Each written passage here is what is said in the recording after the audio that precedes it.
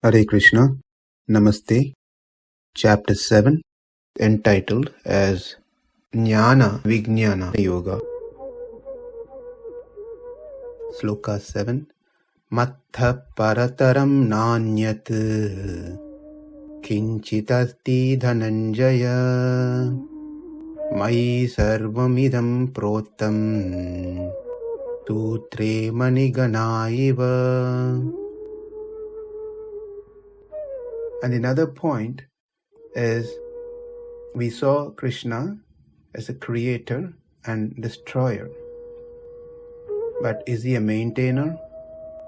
Answer is yes.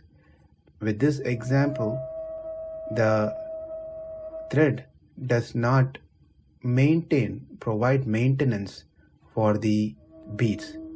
Of course, it sustains the bead, but it does not provide whatever is needed for the beads. Whereas in case of Krishna, he not only creates, he makes sure that he maintains all the living entities. An ant which requires just few grains, or an elephant which requires tons of food per day, both are maintained by Krishna. So we have understood that the Supreme Lord is one, not many. He is a sustainer of everything. He pervades everywhere. He is a controller and director, and he is a maintainer as well. Now that we saw these questions and answers and understood that Krishna is Adhara, that he is the base, he is a foundation who upholds everything, the entire universe, without any help, let's understand some more points from this metaphor. If the thread gets cut, the beads will shatter. Likewise, if the Atma is not present in the body, our body deteriorates and dies. Similarly, if the Lord is not present, then there will be no existence of anything. Another point we need to note from this example is whatever we do with the gems, the beads, they are not going to affect the thread which is holding these beads together. We may paint each beads in different colors, we can arrange them in different orders, whatever we do with these beads, but the thread remains as it is, doesn't go through any changes. The thread is not affected. Likewise, the changes happens to para and apara, which is sentient and non-sentient, to the matter and the living entity. The Lord is not affected. He sustains both of these entities. They go through changes, but the Lord himself, even though he holds everything together, he does not go through any changes. Another point to note here is the beads completely depends on the thread, whereas the thread is independent, nothing to depend on. That is, the bead cannot be by itself. It has to depend on the thread. Likewise, the living entities, all of us, are depending on the Supreme Lord all the time, whether we realize that or not, but that's a fact. We are fully dependent on the Supreme Lord. But on the other hand, the Lord is totally independent from anything. He is not depending on anything else or anyone for that matter. Another point to note is when we see ourselves or someone with the neck beads, we don't see the thread. that holds the bead. The thread is always invisible to our eyes, but we can only see the beads, which is colorful, nice, with differences, etc. But no one sees the thread. Likewise, we see things of this world, which is full of differences. But what we don't see is the person who's holding all of us together. That is Krishna. Like we don't see the thread, we don't see Krishna, who's actually holding all of us. Of course, we can see him if we follow the process, which is what the purpose of the entire Bhagavad Gita. If we follow the methods that Krishna has given to us, we will be able to have a direct eye-to-eye contact with him. It's like ghee is present in the milk, but it is not seen. To get the ghee out of the milk, we need to do some processing. Then we will be able to extract the ghee from the milk. Likewise, the Lord is present everywhere, but we need to do some process by which we can see him. And that process, which Krishna recommends in Bhagavad Gita, is Bhakti Yoga. Another point to note from this metaphor is the subtler the element, greater in strength.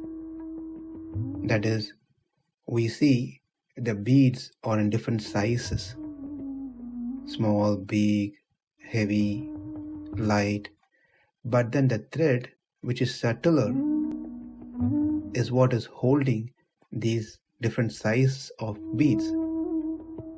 So the beads may look differently, but the thread remains same, and it is subtler, which holds all the beads together. That which is subtle upholds the matter or anything. For example, the Atma is subtle. Atma, that is Jivatma, is subtler. But the body is heavy. Each one of us have different size of bodies. But all those different sizes of body is held by the Atma present in that particular body. If the Atma leaves the body, then the body falls off. Therefore, we understand the Atma is subtle element and the body is not. And that which is subtle holds the matter, the gross element. Likewise, the thread which is subtle compared to the beads, which is unseen, holds the beads. Similarly, the Supreme Lord holds the entire universe, which includes this para and apara prakriti. And when we say he holds, he enters into each and every entities, and also externally he is present. This is only possible with the Supreme Lord. If I am in my house, I cannot be at my office. Vice versa. But whereas Lord is present outside as well as inside at the same time. Because I may be now present in my house. I can also be present in my office in a different time, not at the same time. Whereas the Lord can be present inside and outside at the same time. He is within us as Antaryami, and he is outside as Vishnu, meaning pervaded everywhere. Therefore, he is holding us inside as well as is holding the entire creation outside. Whereas in the thread metaphor, it exists inside, but it cannot exist outside. If it does, then it cannot be inside. So the beads cannot be together. With that, we have learnt a lot of points from this sloka. Just to quickly summarize what we learnt from this sloka. Krishna is the supreme person. No one is higher than him. Krishna, who's higher, has his forms, names, and wonderful qualities. Then we saw that Krishna is both instrumental and material cause. And we saw that the Supreme Lord, the Absolute Truth, cannot be many, it is one, and that one Supreme Lord, Absolute Truth, is Krishna, who is the sustainer, controller, director, maintainer. How he does this one? By pervading everywhere. He is within everything and is also outside of everything. In this way, we saw many similarities with the metaphor, and also we saw few differences where what the thread cannot do, Krishna can do. That is, being a controller, director, and maintainer. Plus, he can be within and without. That is, he exists in each and every atom, and also he exists outside. By this point, we understand that he is the only controller, director, and sustainer, the foundation for everything. This point is very important because one might create, but they may not have control over it. Whereas in case of Krishna, it's not the same. He is a creator and also controller. Ishvara Parama Krishna Satchit Ananda Vigraha Anadir Adir Govinda Sarva Karana Karanam.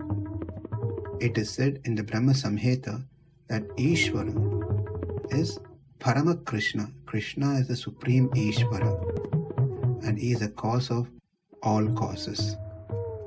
Knowing this, we pray for his causeless mercy. mattaḥ parataраṁ nānyat kiñcid asti dhanañ-jaya mayi sarvam idaṁ protaṁ sūtre maṇi-gaṇā iva. Namaste. Hare Krishna.